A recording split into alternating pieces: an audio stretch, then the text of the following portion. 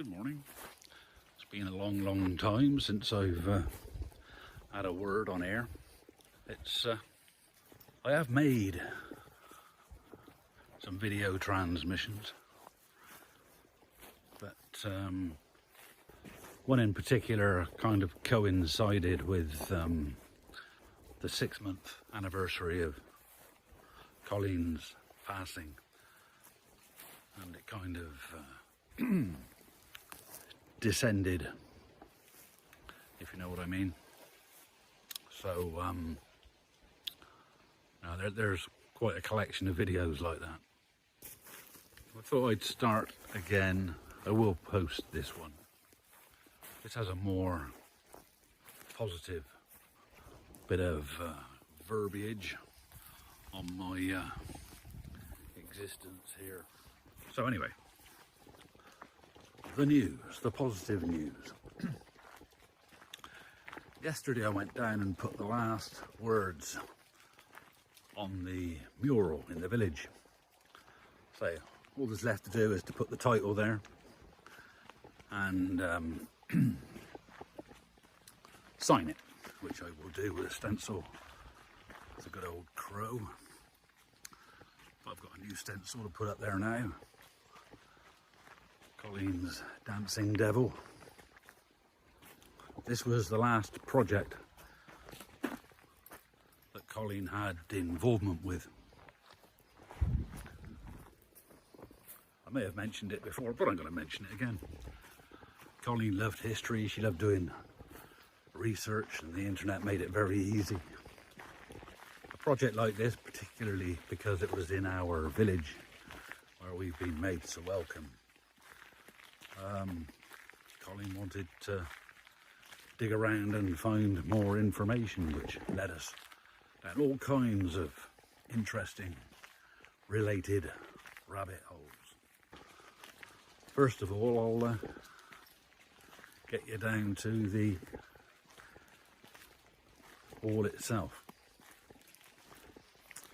before I go into that. There's other bits and pieces that have been going on. The exhibition in Landlerno went very well. It was very well received, and the work has been returned now, except for one piece. They're keeping one large piece there that they'd like to hang on to, just to, I presume, stick up the nose of people every now and then. I'm planning for an exhibition in Brest with a new gallery for me. It's Gallery Lagrange, which I remember the name because it's for me, Lagrange is an astronomical term, which, thinking about it, we might get into today. Or perhaps not, in the future. Yeah, we'll get onto that in the future. Anyway, I'll get you down to the wall a minute. We'll get down here, we'll get round the corner, and you can see the wall. Now then, I told you the history of the image before. Probably about a year ago, I started talking about it. It might have been one of the first or second transmissions of the man walking around with a phone on a stick. Like that, as they say somewhere. So, this village is basically stuck on the top of a mountain. Well, they call it a mountain. It's a very steep hill. It is the highest village in Brittany. It's not mountainous in the sense that your your Alps and your Pyrenees, but it's a big hill. Les Monts d'Arrée, a very big hill. You don't want to walk up it. Well, I don't want to walk up it. Anyway, here we are. So in this place, it had a history and tradition of being a hard place to live, and humans like a hard place to live. You tend to get left on your own, don't you, if nobody else wants to live there. And there was this tradition here of pilaware, French the chiffonnier, which in English we would know as the rag and bone trade. And because the farming was so hard, because the soil was so difficult to make a living out of, a lot of people started basically travelling on foot, by horse, or by donkey, and they would go around the villages collecting rag and bones, pots and pans, metal, and exchange it. Quite often for little ceramic bowls, or weigh it up and pay for it. And it was in my mindset, a particularly punk solution to a problem. So you see where I'm going with this, all the connections. So that story, Colleen and I discovered there was a writer that came here, came to La Fouillée in 1794, Jacques Combry. And he was immediately impressed by the nature of the people here. And this was their industry, this early recycling, you know, in a time when they were considered the outsiders, you know, when people turn up on your doorstep, the rag and bone man, you know. I remember one visit in my youth, one visit of seeing a rag and bone man. I can't remember whether it was in Bath or whether it was in my local village, I can't remember, but only once I remember it. I was very, very young. Colleen could remember in Bristol occasionally when she was very young, or there was someone still involved in that trade, that business. So that's the reason for the subject matter. The colour scheme. The green and yellow is, green and yellow are the colours of our village, our commune, Le Bourg. La Fouillée means the leafy place. Its original Breton was Ar Fouilleuse. Same again, it was the leafy place, you know. So that's why the colours are there, because that's the colours of the village. The text at the top, another important addition. That text is Breton. That's the cry of the Pilaware when they turned up in your village.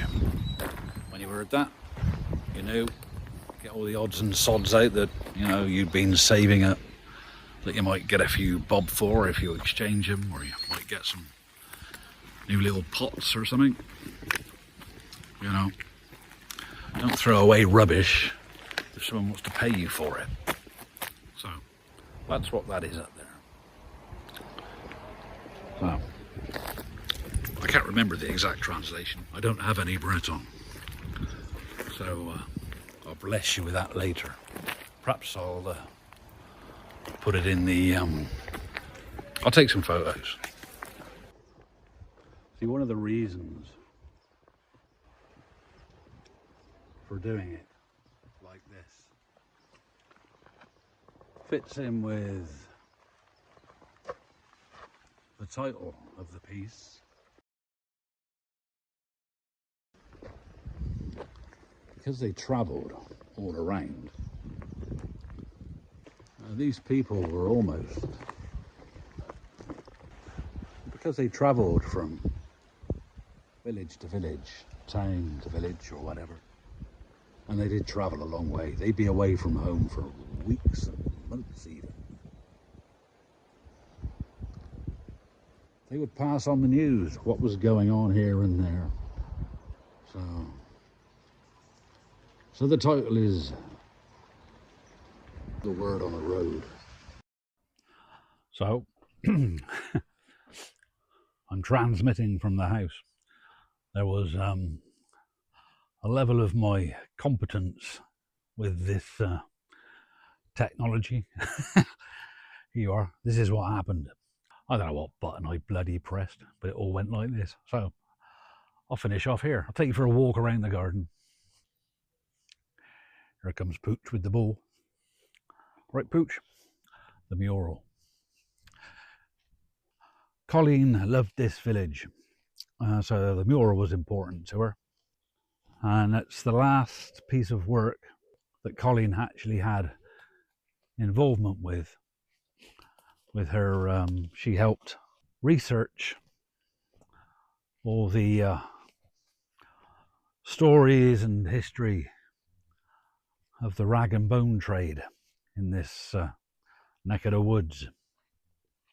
So I must admit, when I put the last part of the text of Jacques Combray on the wall, I felt a little bit sad, because it was like it was Cole's last job and it was over, which I wouldn't, you know. And then I thought, because of my method, I can come back whenever I want and I can just add another lettered stencil. So in that way, it's never finished, is it?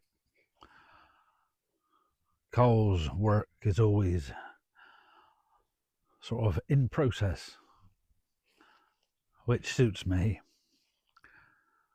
because we were a team. You know, it's easy to say that Cole just did the administration and maintained my catalogue and stuff like that. But for any notion of a kind of job or making a living, the admin's required, isn't it? So I reckon I'm not going to hold the anniversary of her death, because that just makes me angry as well as sad. So I think on the anniversary of our marriage, I mean, we were together for about a dozen years before we got married. And the prime reason for getting married for both of us, we used to say, was to simplify the administration in France regarding our deaths and the ownership of the house and the inheritance and all that kind of nonsense. But on the day of the wedding, it kind of, when it actually became about the wedding and about why people traditionally have got married, it became probably one of the happiest days of our life. It was lush. So anyway, and as well as that, because we were romantic old farts. We booked the wedding for the nearest day to Valentine's Day that we could. So come Valentine's Day, wedding anniversary, whatever, and Colleen's birthday, those days I'm going to go down into the village, take a can of paint and one of my letter stencils, and just add another letter. So that'll be 2 a year. Every year, 2 days a year, the work is literally still in progress, which suits me just fine. I mean, it's the kind of thing that some people would think is nonsense or whatever, but we invent these stories, don't we? We make these stories as we go along. So it suits me to do that. Another thing, which you may or may not have noticed, I used to walk around with a stick, with a cane. Not the phone on a stick, a walking stick. And just before Colleen died, she insisted on telling the doctor that he had to see me and make me an appointment, which he did after she'd gone. And he asked why I was walking with a cane, because otherwise I was in generally kind of average to good health. So he set me up with a physiotherapist. And so every morning for the last few months, 4 or 5 months, I've been doing exercises when I wake up. And about a week ago, I realised when I'd gone from walking with the cane and leaning on it, that I was just carrying it just in case, and that I didn't need to carry it. So now I can walk around straight and not wonky without a cane. And it's, again, thanks to Colleen sorting my shit out when she had the serious health issues. So Colleen was right. Colleen was always right. I am no longer the man with the phone on a stick walking around with a stick. Thank you, Colleen. Still miss her desperately. It still hurts. I still get angry. And then I kind of think I was blessed to have known this woman. I'm blessed that she loved me. Our life here was a dream. See all these trees? This was a field when we came here. Every year we would plant more trees. So there's two of Colleen's favourite. She loved acers. And there's another one. Again, that huge thing there. Came in our little car from a garden centre, plonked it there. It's happy. And there's also one that I've put in specifically for Colleen. It's a bit bigger because I wanted it to give a good start, but it's a pretty little acer there. So that's Colleen's tree. And also down here for Colleen, next to her white garden to be, there's a white magnolia. So, it all takes time, but it'll be a little area where I can sort of think of Col in a more measured way than I usually do. Because I do get upset when he just say her fucking name. I don't know.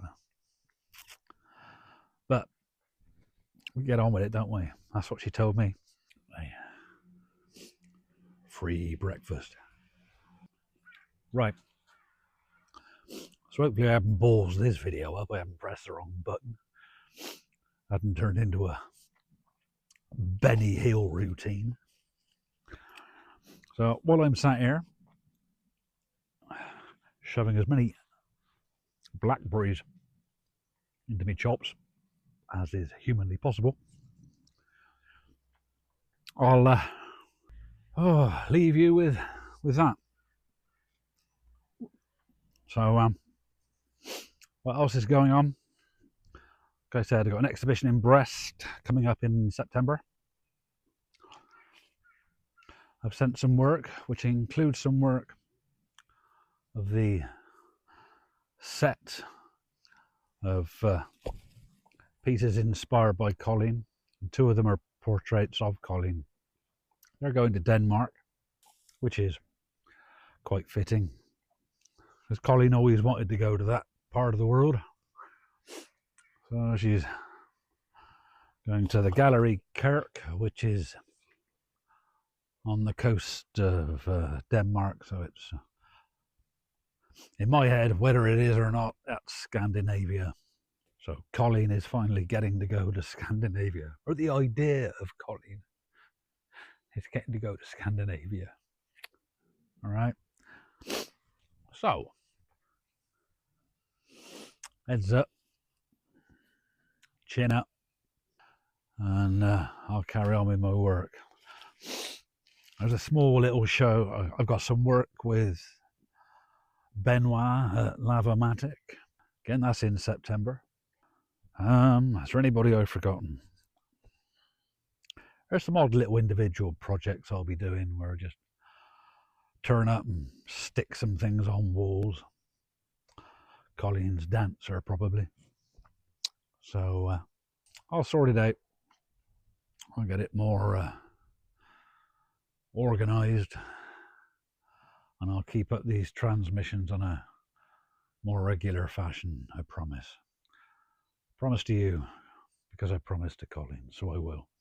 One other thing. Once upon a time, when you communicated without the telephone, or electronically, there was one method, and it was email. And it was moderately controllable. But with all the platforms I'm currently tarting myself about, I tend to get a lot of inboxes full of a lot of messages. So I don't always reply, and it's not because I'm being ignorant or rude or too high and mighty. It's just at the moment, it's the last 7 months have been bloody hard. So it's an apology, and it's not personal. It's not you. It's the same with the email, Facebook, and all the rest of them. Even friends and family. So on those platforms where friends and family are, I'll make an apology there as well. I'll try and pull myself out of this kind of sort of, I don't know. I don't feel sorry for myself, but you know what I mean. I got to progress. So that's what I'll do. But in the meantime, until the next transmission, which I have ideas about, I'll say goodbye. Take care of yourselves. Take care of those around you. And once again, from the planet of maples, planet of acers, in this little corner of Brittany. Ta-ta for now.